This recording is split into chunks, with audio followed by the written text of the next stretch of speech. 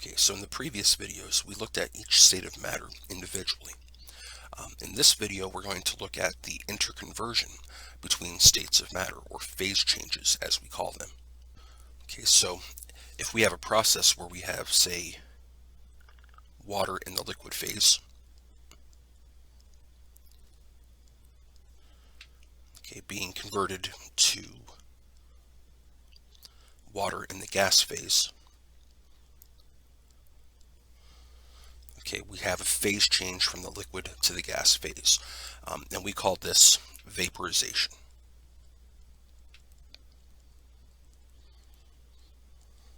Okay, or we could have water in the solid phase being converted to water in the liquid phase. Okay, we call that melting. Okay, and of course the backward processes are also possible, as well as sublimation. Okay, we can also remember that the backwards processes are also possible. Okay, so if we're talking about going from the gas phase back to the liquid phase, we call that condensation. And if we're talking about going from the liquid phase back to the solid phase, we call that freezing.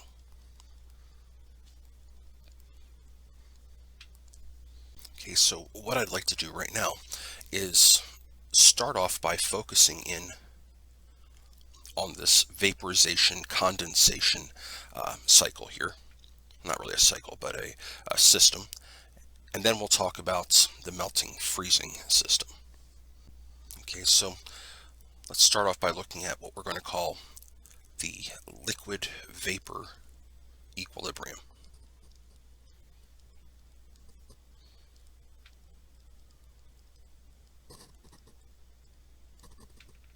Okay, so let's look at this on the microscopic level. Let's consider having a beaker, and in that beaker we'll have just a bit of water. Okay, I'll symbolize the water molecules with these little blue circles here. Okay, of course there's probably many more than this that I'm showing, but it turns out that this will suffice for our illustration. Okay, now we know that in the liquid phase, the water molecules can just move around past one another. Generally speaking, they're not being converted to the gas phase or the solid phase to a great extent. So what we notice is, for example, one of these could be filtering its way from one side of the flask to another. Okay, the amount of energy that the molecules have is going to be related to how fast they're able to move. Okay, at higher temperatures, they move faster. Okay, they have more energy. Now, some of them are going to have enough energy to actually break away from the surface of the water. Okay, not a lot of them. Okay, and here's how we describe this, or how we explain this. If we look at the amounts of energy that the molecules have, so we look at the kinetic energy as a function of the number of molecules as a function of kinetic energy.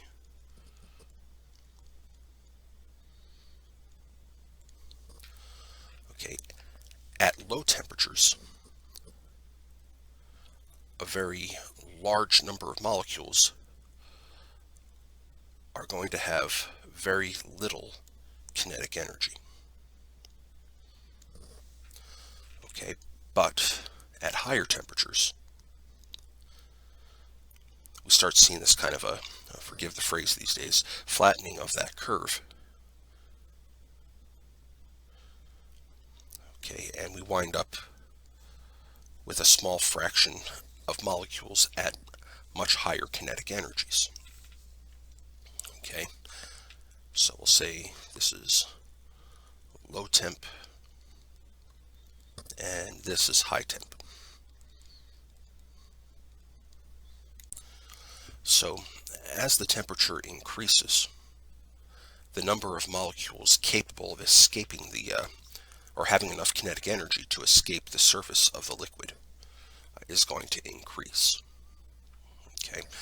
Now, eventually what's going to happen is you're going to get so many molecules of water escaping from the surface of the liquid that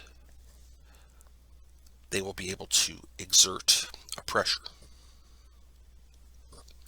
Okay, and that pressure is going to be pushing against the atmospheric pressure. Okay, that pressure that's being generated is called the vapor pressure. Okay, and once we get the temperature high enough that we have enough molecules present in the vapor phase to push back and overcome the atmospheric pressure, that is when boiling takes place. Okay, so boiling occurs, or we'll say the boiling point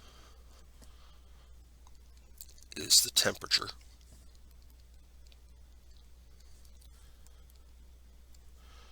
where the vapor pressure of the liquid equals the atmospheric pressure. Now, one other thing that we need to remember is that this vaporization process is actually an equilibrium. Okay, it's a forward and reverse process. In other words, these water molecules that are escaping the surface of the liquid will also have a propensity to rejoin that liquid. Okay, so both processes are happening simultaneously. Okay, we call that a dynamic equilibrium.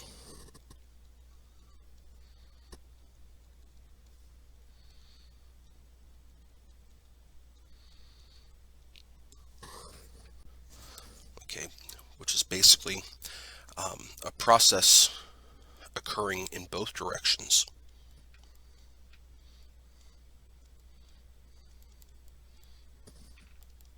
Okay, so both the forward and backward direction.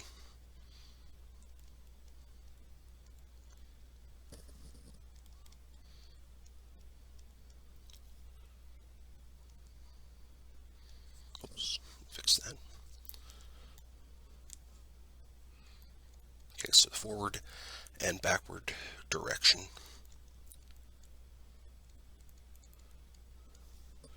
at the same rate. Okay, we'll have lots of time to talk about rates as well when we get to chapter 13.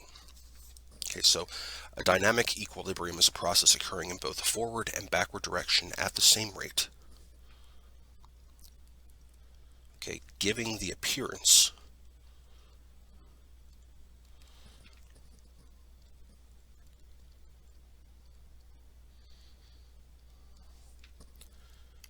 that the system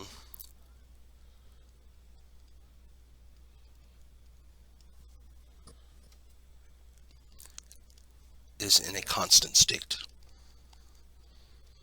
In other words, it looks like nothing's changing whatsoever. But in fact, at any given time, there's constantly molecules of water escaping the surface and molecules of water that are in the vapor phase rejoining the surface. But because those two processes are taking place at the same rate, at any given time, it just looks like the system is just constant. Okay, so every liquid is going to exert vapor pressure. Now, if you think about this, the vapor pressure is going to be very much dependent upon the intermolecular forces holding the molecules together. So if we have strong intermolecular forces, what that means is that the molecules won't want to escape.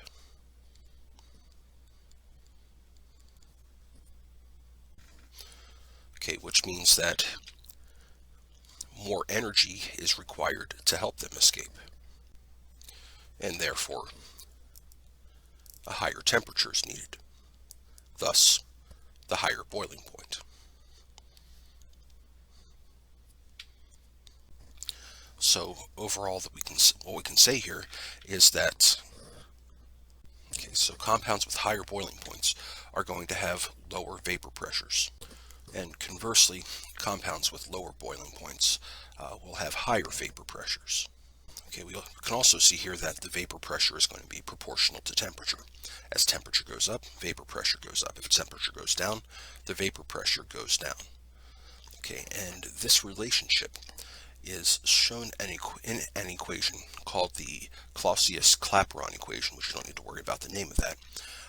But it says that the natural log of the vapor pressure is going to be equal to the negative of what's called the enthalpy of vaporization, which is the amount of energy required to vaporize 1 mole of a substance, divided by RT plus some constant. Okay, now a more useful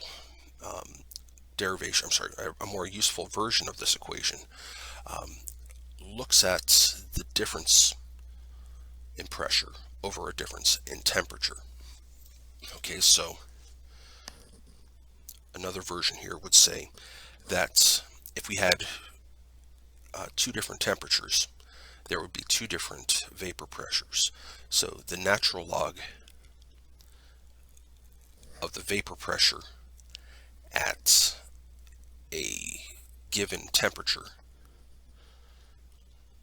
divided by the vapor pressure at another given temperature is going to be equal to the negative of the enthalpy of vaporization for that substance divided by R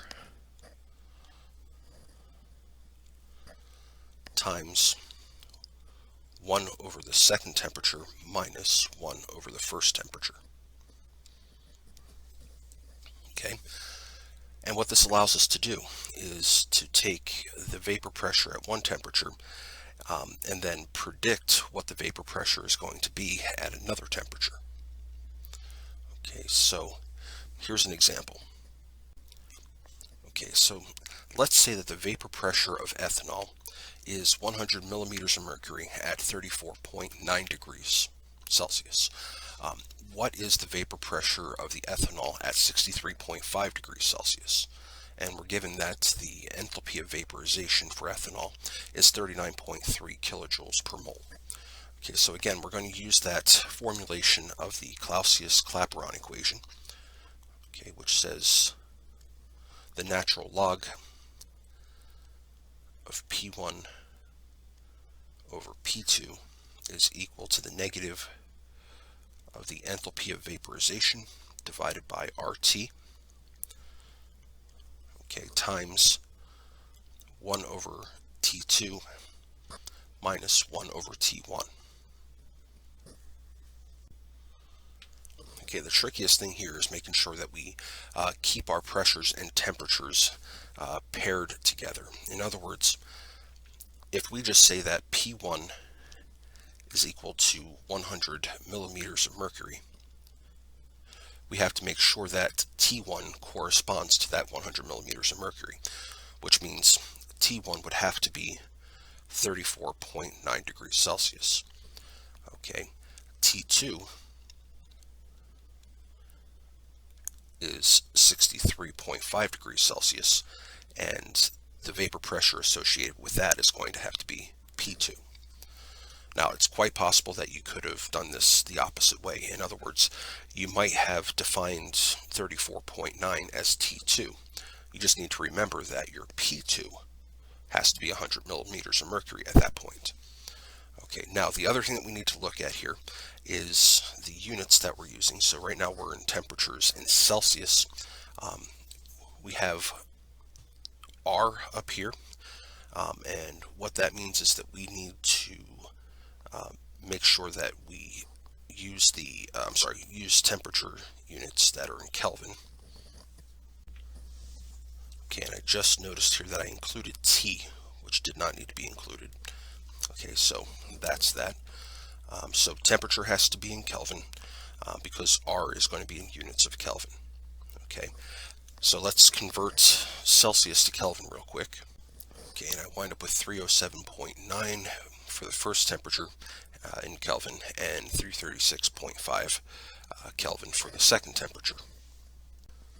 Now, pressure units are not going to matter here as long as both P1 and P2 are in the same units. So basically what this means is that whatever we calculate for P2 is going to be in units of millimeters of mercury if P1 is in units of millimeters of mercury. Okay, now it's going to be a matter of plugging in some values. Like we know that we need to use the gas constant. Well, which version of the gas constant do we use here? Well, we're talking about energy. Remember, the enthalpy of vaporization is given in kilojoules per mole. So we're going to need to have the version of the gas constant that is 8.3145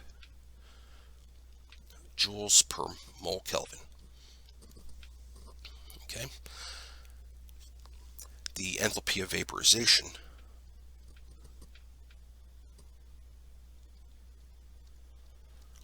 we're told is equal to 39.3 kilojoules per mole. Okay, and we can see here that there's a discrepancy in units. We have joules versus kilojoules. So either we can convert R to kilojoules or the delta H of vaporization to joules, and that's what I normally do. Okay, so that gives us 39,300 joules per mole. Okay, now we just plug everything into our equation. So we get the natural log of P1, which is 100 millimeters of mercury, divided by P2. And we're going to set that equal to the negative of the enthalpy of vaporization over R. So that's going to be 39,300 joules per mole divided by 8.3145 joules per mole Kelvin times 1 over T2, which is 336.5 Kelvin, minus 1 over T1, which is 307.9 Kelvin. Okay, so let's start by just simplifying the right side of the equation. Okay, so I wind up with the natural log of 100 millimeters of mercury over P2 equals 1.30. Okay, next what we need to do is break up this term on the left-hand side as the natural log of 100 millimeters of mercury minus the natural log of P2. Set that equal to 1.30. Okay, the natural log of 100 is equal to 4.60. Okay, minus the natural log of P2 is equal to 1.30. Okay, and then we can subtract 4.60 from 1.30 and multiply both sides by -1.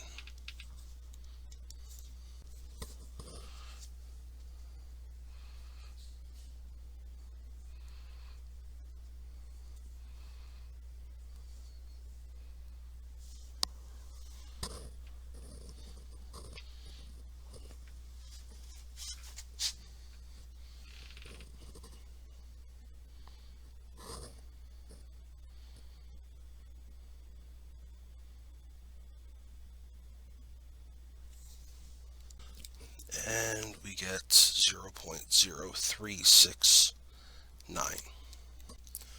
Okay, so another formulation of this equation allows us to relate the pressures to different temperatures. So for example, we can look at the vapor pressure at two different temperatures. Okay, so the natural log of the vapor pressure at one temperature divided by the vapor pressure at another temperature is equal to the enthalpy of vaporization divided by the gas constant times 1 over T2 minus 1 over T1. Okay, and what we can do now is start plugging, or we can start using this equation in order to essentially predict what the vapor pressure of a substance is going to be at a given temperature, based on knowing what it is at a defined temperature and knowing what the enthalpy of vaporization is. Okay, so let's look at an example of how we can use this equation here. Okay, so in this problem, we're told that the vapor pressure of ethanol is 100 millimeters of mercury at 34.9 degrees Celsius. And we want to know what is its vapor pressure at 63.5 degrees Celsius. And we're also told that the enthalpy of vaporization for ethanol is 39.3 kilojoules per mole. Okay, so again, the equation that we're going to be using here is going to be the natural log of P1 over P2 equals the enthalpy of vaporization divided by the gas constant times 1 over the temperature, 1 over T2 minus 1 over T1. And the important thing to remember here is to keep the pressures and the temperatures linked up. In other words, if I know that the vapor pressure of ethanol is 100 millimeters of mercury at 34.9 degrees, then if I call P1 100 millimeters of mercury, I need to make sure that T1 is the temperature that corresponds with that, which is 34.9 degrees Celsius. P2 is what we're trying to figure out, and T2 is that upper temperature, which was 63.5 degrees Celsius.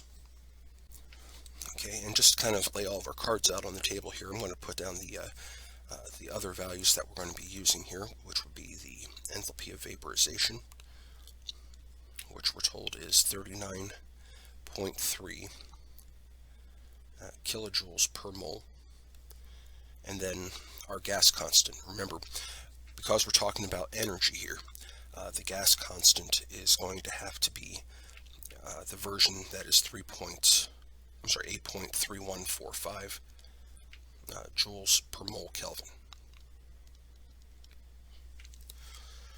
Now, one of the things that we need to fix right away is the units for temperature. So the units for temperature are going to have to be in Kelvin, not Celsius. Okay, so we get 307.9 Kelvin for T1 and 336.5 Kelvin for T2.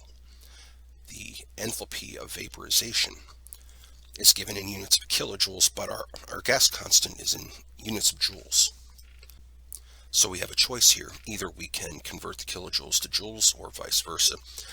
Personally, I like to just convert the kilojoules to joules. That's 39,300 joules per mole. And now it's just a matter of plugging these values into our equation. Okay, so natural log of P1, which is 100 millimeters of mercury, divided by P2 is going to be equal to 39,300. That's joules per mole, divided by 8.3145 joules per mole Kelvin,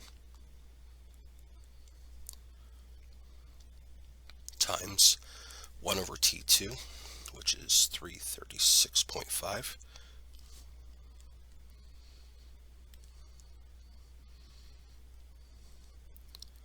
okay, Kelvin, minus 1 over T1, which is 307.9 Kelvin. And now it's just a matter of doing the math here. So let's start by simplifying everything that's on the right side of the equation. Okay, so I wind up with the natural log of 100 millimeters of mercury over P2 is equal to negative 1.30. Okay, now to undo the natural log, we take the antilog of both sides, which means we raise both sides, raise e to the power of both sides. So we get e to the power of the natural log of 100 millimeters of mercury divided by P2 equals e to the negative 1.30. Okay, so what we wind up with then is 100 millimeters of mercury divided by P2 equals 0.273. And then solving for P2, okay, we wind up with 100 divided by 0.273, and that gives me 366 millimeters of mercury. And that's our final answer. Now, in addition to the liquid vapor transition, we had the solid liquid transition, or the solid liquid vapor, equilibrium.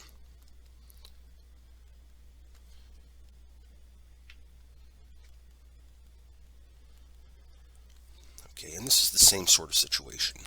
Okay, at any given time, you're going to have the equilibrium between the solid and the liquid phases. It's just that at lower temperature, the solid is going to be preferred, and at higher temperatures, the liquid would be preferred.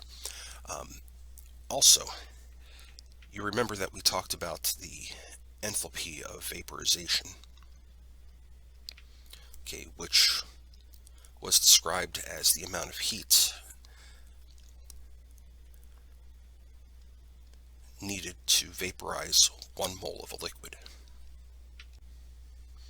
Okay, well, there's also what's called the enthalpy of fusion, which is the amount of heat needed to melt 1 mole of a solid.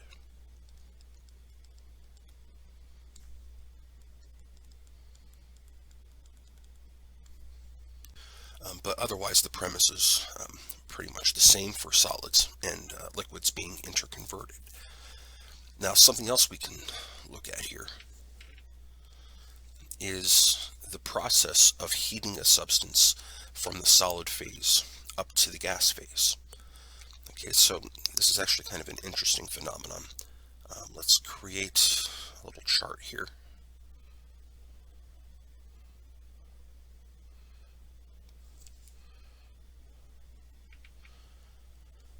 Okay, and on this graph, what we're going to show is the temperature of a system that is being heated up. And we're looking at what the temperature is going to be over time. Okay. Now, there's a couple of, so let's say we have something that's at, let's say we have water at negative 10 degrees Celsius being warmed up to, let's see, that solid water at negative 10 degrees Celsius being warmed up to steam at 115 degrees Celsius. Okay, well, here's what we would do. We would start off at negative 10. Okay, we start putting in heat at a constant rate, and we would see the temperature of this stuff rise up. But after a little while, it would kind of plateau off.